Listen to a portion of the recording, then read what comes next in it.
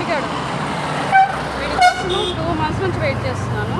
అప్పుడు వాడికి skin problem నియోమెక్ ఇవ్వడం వల్ల ఫర్ వచ్చింది. మళ్ళీ పాడైపోయిందండి స్కిన్. 2 months అయిందండి వీడు నాకు కనిపించి. ఈరోజు మళ్ళీ కనిపించాడు.